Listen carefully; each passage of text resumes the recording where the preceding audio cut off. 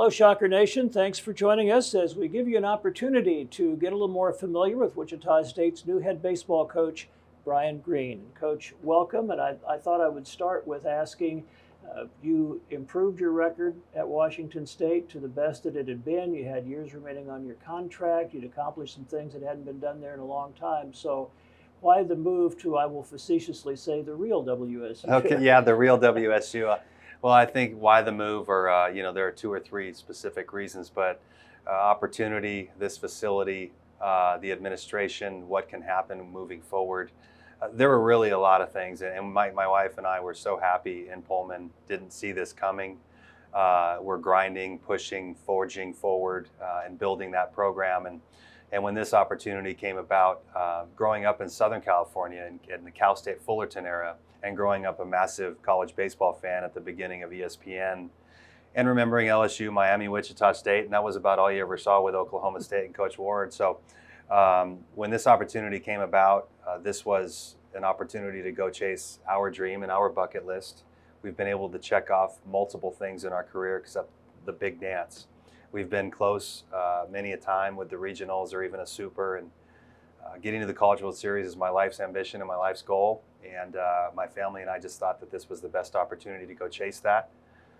And when we walked into the stadium today and I saw that mural,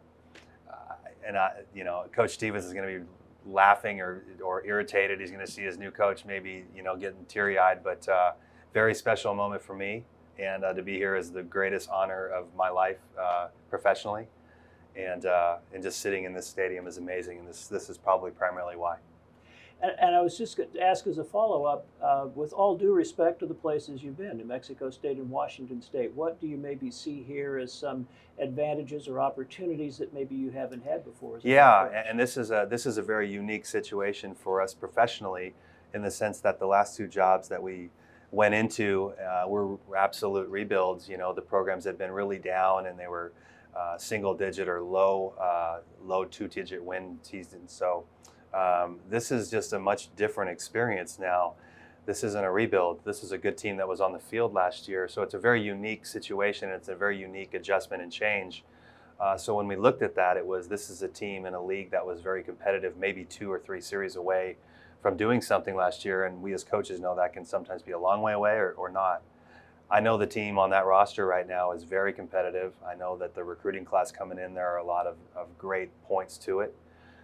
So I haven't slept in the last 3-4 days trying to remind that team that in returning to Wichita State, they're going to have a coach and a coaching staff committed to culture, grinding, fundamentals, and enjoying ourselves and going after championships. So I just see an opportunity of a good team already in place, where it's not a rebuild. It's not 3 to 4 years before you're maybe knocking on the door of the promised land. For me, this looks a lot quicker, and we thought it was a no-brainer.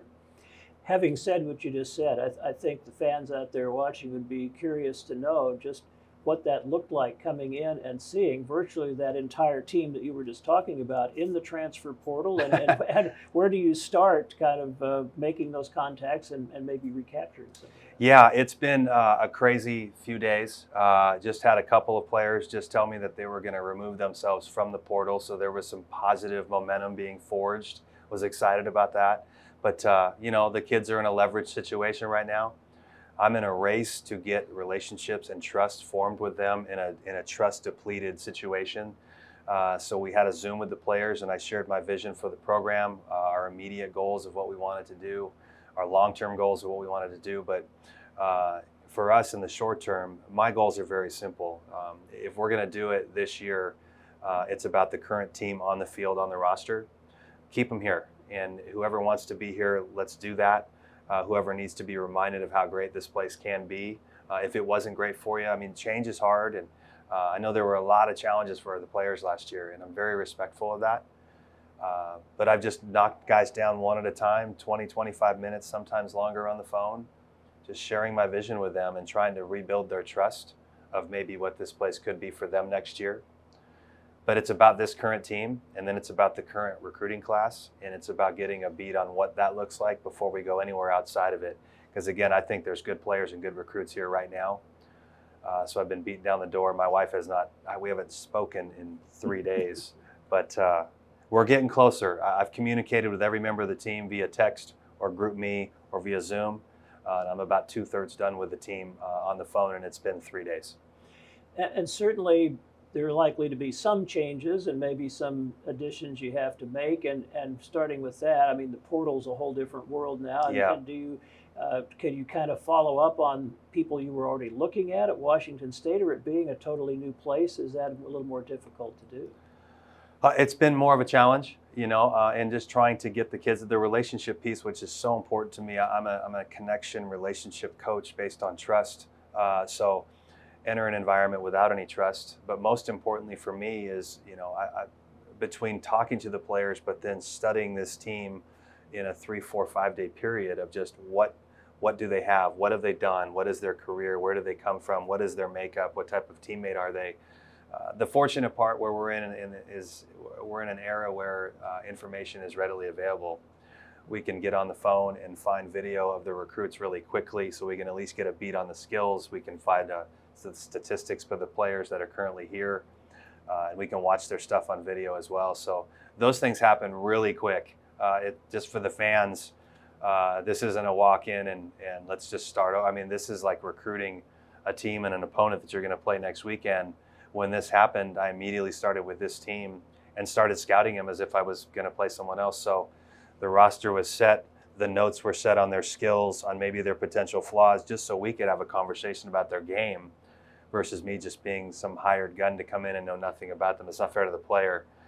So it's been really challenging, but we're going after it hard, and I am committed to having this thing go right in year one. So that means we don't sleep.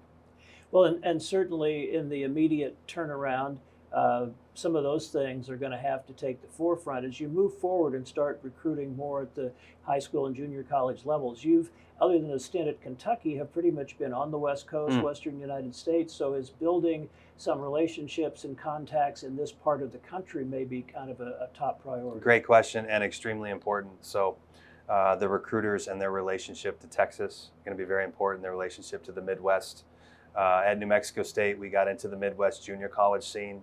At Washington State, we were starting to understand that if we were going to recruit players, they just needed to be northern players. So we started to find ourselves into Minnesota, Montana, the Dakotas. But no question, in terms of those recruiters that we bring on staff, we're going to need to make sure that we have great relationships with the Midwest, the surrounding states, and certainly Texas. And that's going to be really important to us when you look at the roster, and when I look at the roster, when we look at the roster, and what we're going to want to do moving forward.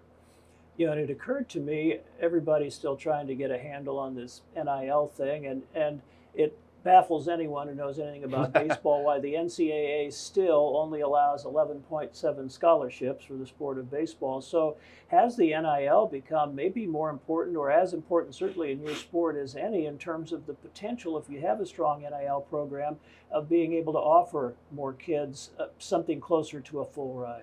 Yeah, it's become the reality in college baseball, and I think even when you look at the power of college baseball right now, nothing was more loud or frustrating potentially for me a month ago when the regional selection sites were announced and there were 15 teams from the Midwest and over and one West Coast team.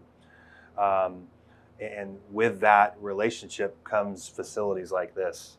And with things like this means administrative support, finances, those types of things. But NIL is a reality. It's a real reality. I know as a coach, just even a year ago, it was a little uncomfortable to talk about with people, because the perception was, I'm not going to just give you money to pay for a player. That's ridiculous. In your whole career, we're talking about fundraising and we're talking about facilities, and that's critical, but it is what it is. NIL is out there. It is as clear as day. There are schools giving players a lot of money on top of their scholarships. So that was another exciting opportunity for our family in the Wichita State opportunity, is that this administration is committed to starting one from scratch, and there is a collective or design in place with the Armchair Group looking at it going, this has got a chance to be an unbelievable situation given the support and the history of this program. So for us, that was another thing where we felt like we could, as a staff and a family, get out and really fundraise for that. And it's really just about communicating what Wichita State is currently up against. and then doing a great job of getting out in the community and spreading the word and giving time. And that's what this community can expect from the Green family. I promise that. I mean, like I say, you've been in the Western United States a lot. You were in Kentucky for a while. Any feel for this conference? Any familiarity with coaches, programs, and so forth that you'll be coaching? Yeah, lots of them. I mean, Jay's over at Tulane. He was a West Coast guy. I know Cliff very well from back in the SEC, and he's done a tremendous job at East Carolina. And now the conference begins to turn.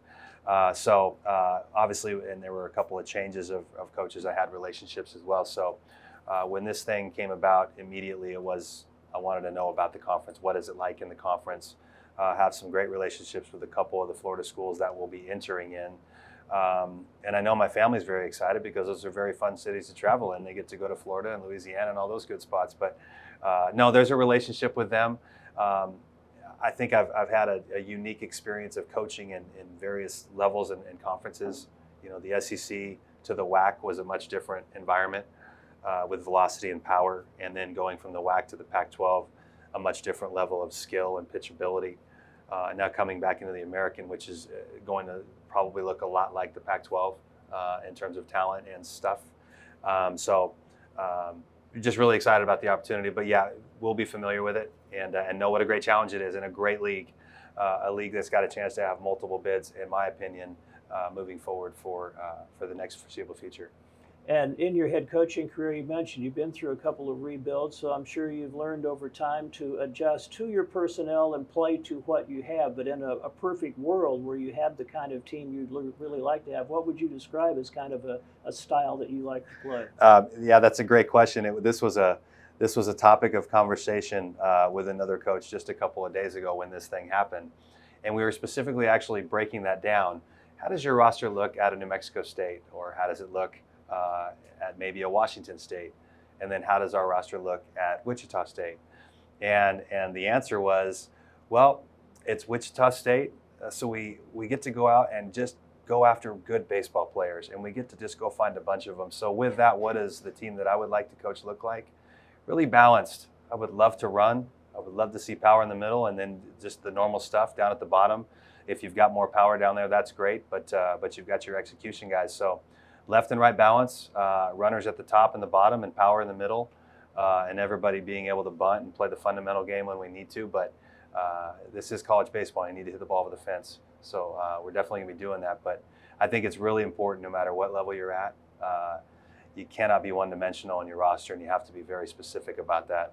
Left and right on the mound, different angles on the mound, power and soft, but specifically offensively, very important to have balance, or you can be at the mercy of a matchup. And maybe a final question. You mentioned sleepless nights coming up, going to hit the ground running, trying to put this roster together. Yeah. I just thought I would mention to people that it appeared in your resume that one year at New Mexico State you brought in 35 new players. I'm sure you're not hoping to have. I really to hope we don't have to do that. But certainly you've been through some of these types of things before. I have. I've been through this before, and that was specific. It was 35 new players in New Mexico State. It was national news. But we went from 11 wins to 34 and had the biggest turnaround in college baseball that year. And we did it with, I think it was 5 or 6 Kansas community college players as well. One of them who's still playing professional baseball, which LJ Hatch, really proud of him. But yeah, we've been through this before. Our intent is very simple now that this is out and it's announced. We immediately got on the phone. We've got to immediately get our coaching staff announced for our pitchers in particular, who's the pitching coach. Our fans will know that we will have 2 potential recruiting coordinators, not concerned with the titles, but we will make sure that we've got 2 great recruiters with knowledge of this part of the country and hustle and don't sleep.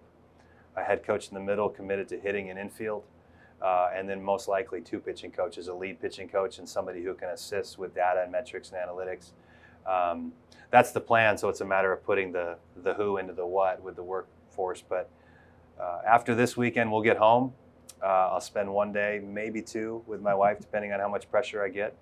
I'll jump in the RV and I'll head across country and start meeting with our players and try to lasso them back in. And we'll probably start in Texas, or maybe it's Candioti in Arizona. I don't know, but we're going to drive around and meet people, and that's how we're going to operate around here, and I'm looking forward to it. Well, thank you for the time. Great to have you here. And I hope all of you feel you now know Wichita State's head baseball coach just a little bit better. Thanks for joining us.